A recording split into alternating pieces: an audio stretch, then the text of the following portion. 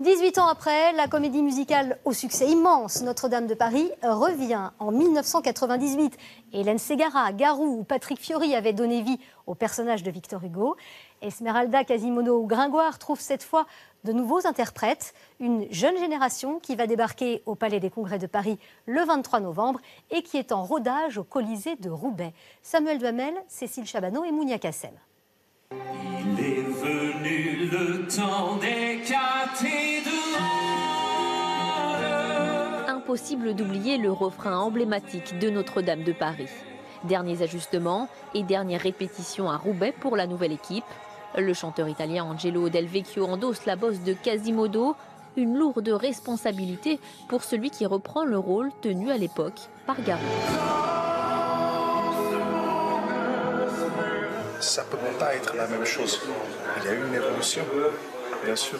Moi, j'essaie d'apporter mon mieux sur le plateau.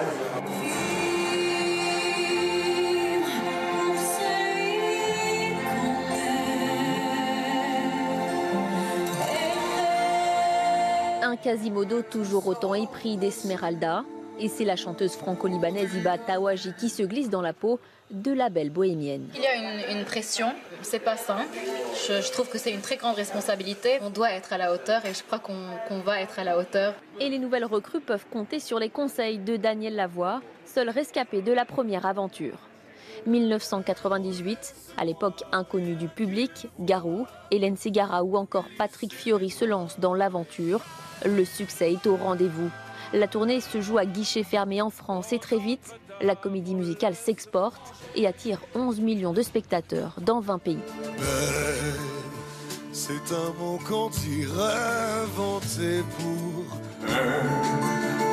quand tout dans ce que son corps un jour. Notre-Dame a été le premier spectacle de ce genre qui a ouvert toute une série d'autres spectacles. Les gens ont vu les autres et en revenant, ils redécouvrent la mère, l'origine. La comédie musicale reste donc fidèle à la mise en scène d'origine.